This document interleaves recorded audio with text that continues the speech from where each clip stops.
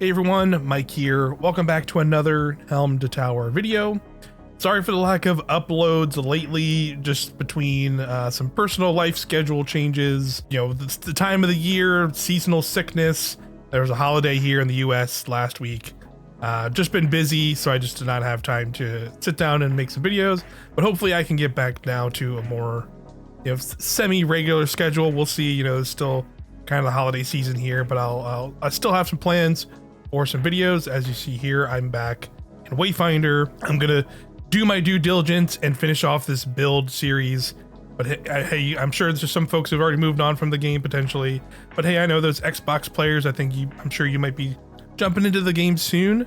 So I'm gonna continue this series, and hopefully it'll help all you guys out or any new players jumping into the game. I've covered about half the characters in the previous videos, so I'm gonna continue here and cover Senja and Grendel in this video.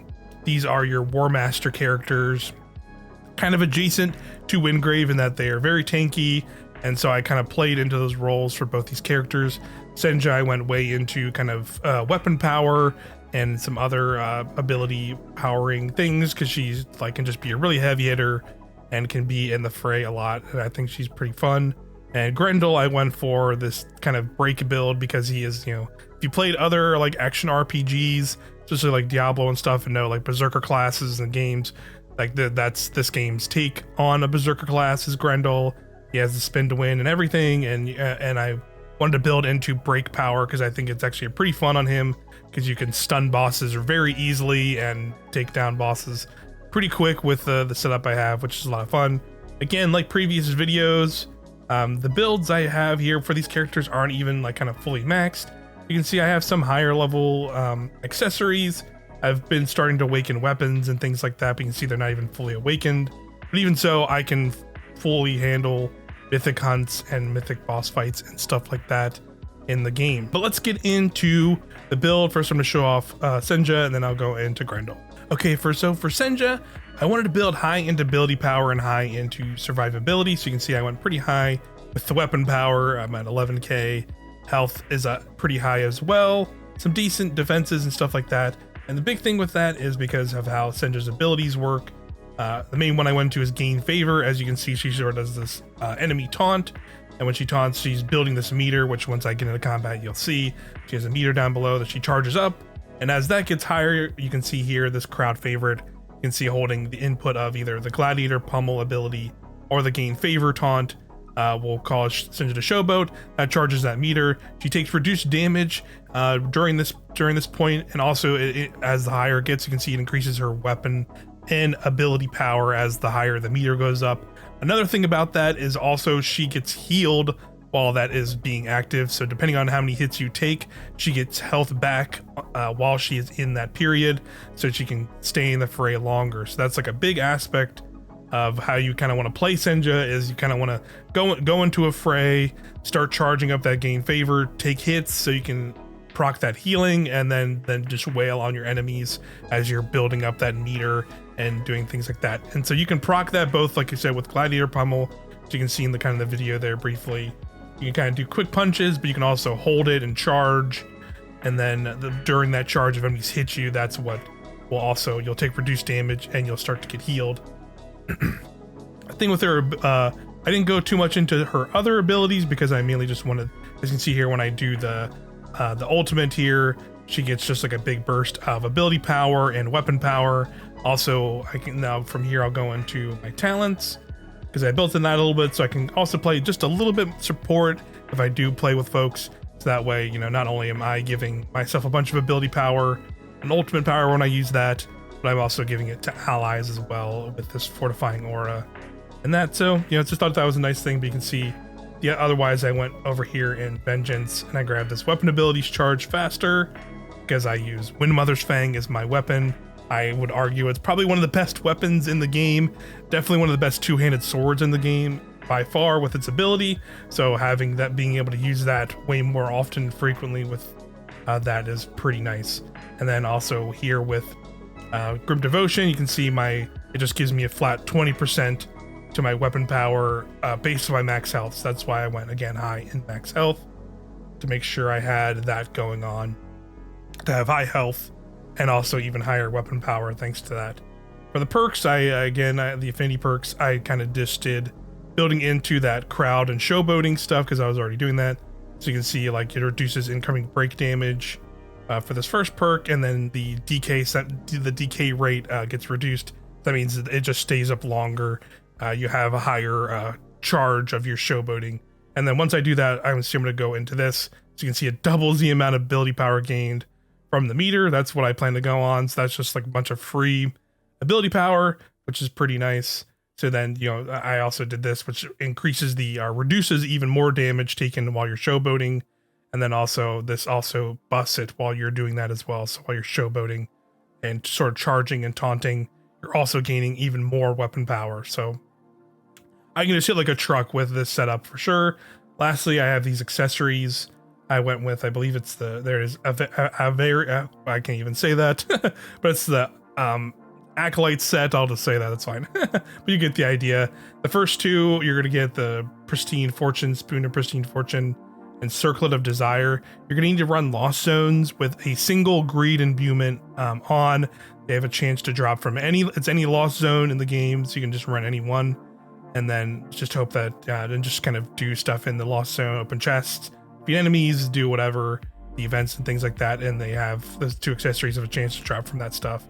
Then the ring, of course, is at the engineer that you craft like any other ones. But there you have it. That's kind of my setup here with Senja largely.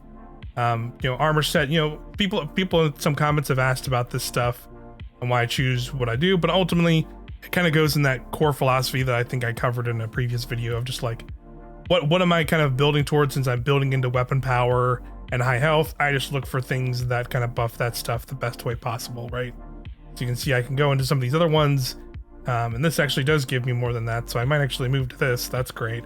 Weapon and break power, lose a little magic defense, but that's honestly quite okay, because that's actually a pretty good thing.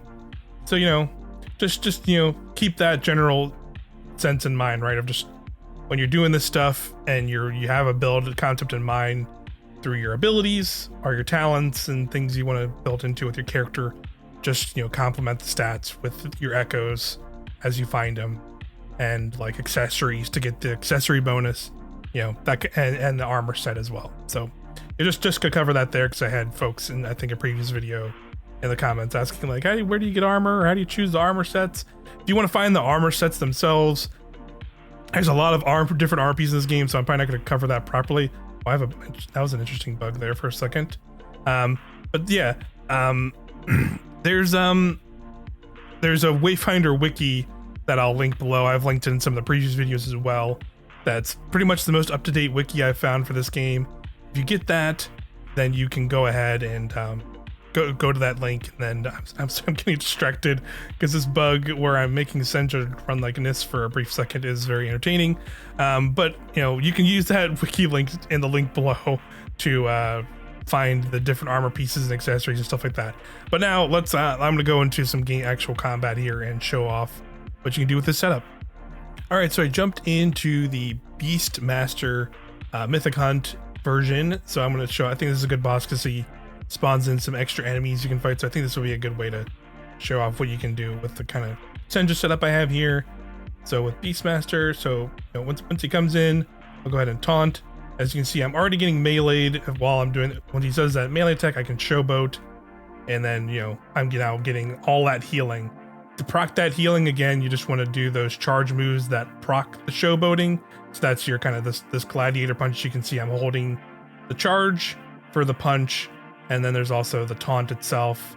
When you hold that and enemies hit you during that, that is what causes you to get that healing. Depending on how many times you get hit, that is how much healing you will get. And you can see it can be pretty effective heal. From the testing I did, the healing seems to be based off of the max health. It's like a certain percentage or however much off of Senja's health. That's usually what it goes off of. So that's kind of what I try and that's why I try to go for that high health to make sure she could get a pretty good healing effect. You can see as long as you're kind of proccing these abilities, I'm staying pretty well alive even with all three of these mythic bosses hitting me, and I'm taking Beastmaster down pretty handily as well. I'm not even Yeah, let's hit him with the Wind Mother Fang combo. Again, the Wind Mother Fang combo is very strong. It can hit pretty well. Oh, they actually got me with that one. That's okay though, because I was just not, you know, I could have procced my taunt ability there and survived that, but it's fine. Because you can already see, you know, even though I went down once, you know, I'm still pretty much staying alive and taking this boss down pretty easily. Oh, freeze is not good.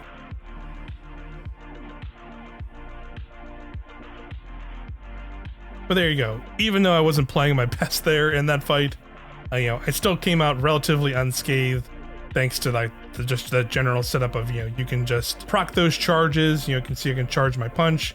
As I charge my punch, you know, getting hit during that procs the healing that you'll get, and then it also charges that Showboat meter. That's that kind of purple meter down there at the center.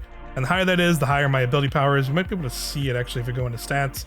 Yeah, so you can see my weapon power is up to 13k and my ability power is up to 6k.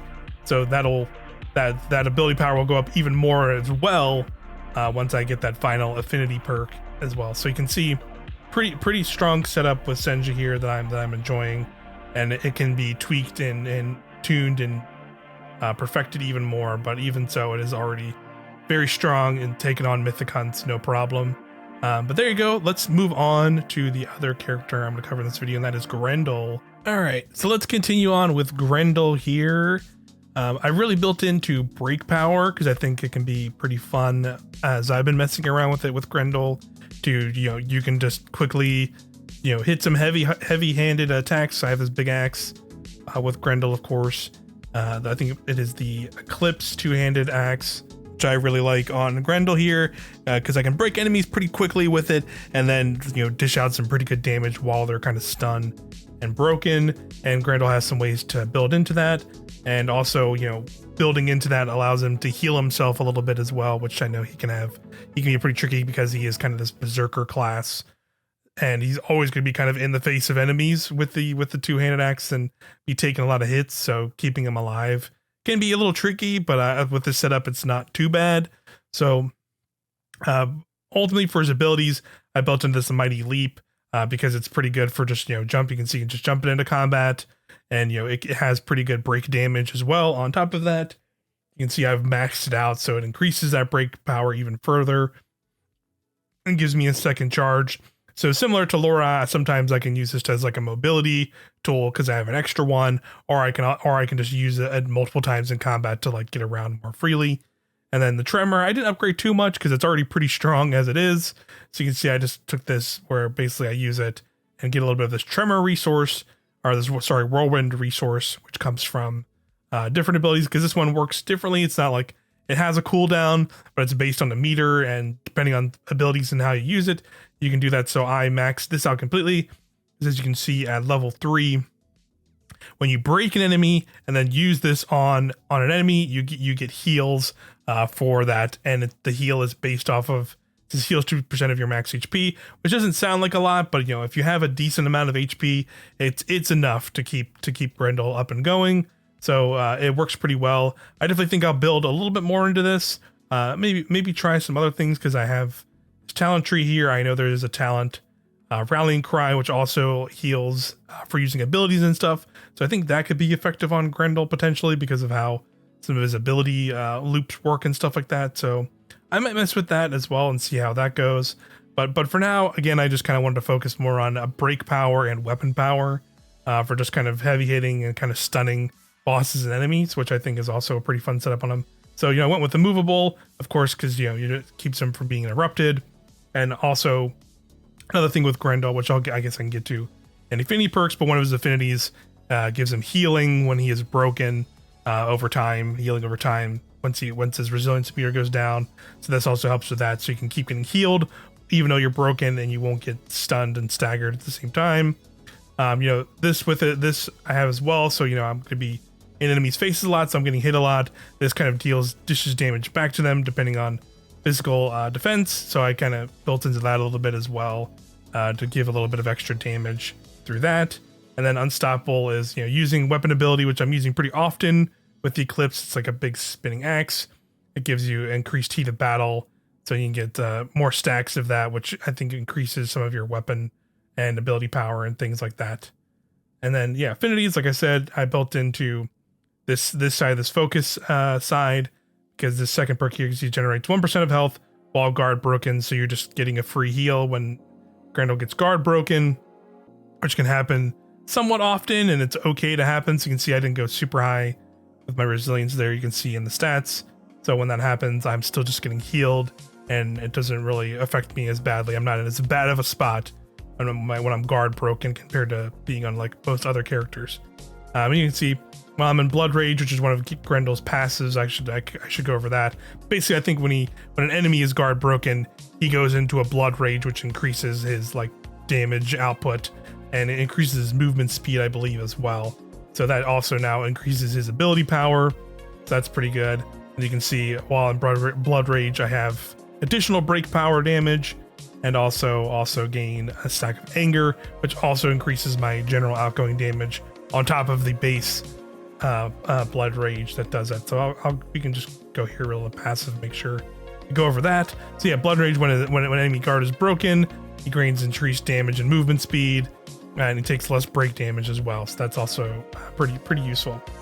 So there you have it. Again, I just kind of focused on having some high weapon power and break damage, and using that kind of breaking enemies to buff myself through his abilities and some of his other affinity things like that I think can be pretty potent. It can be pretty good for taking down bosses as well, because you can kind of just have them stunned, and even if you get in a bad spot, you can kind of guard break them pretty quickly, and then use some of your abilities and things like that to get your health back relatively quickly.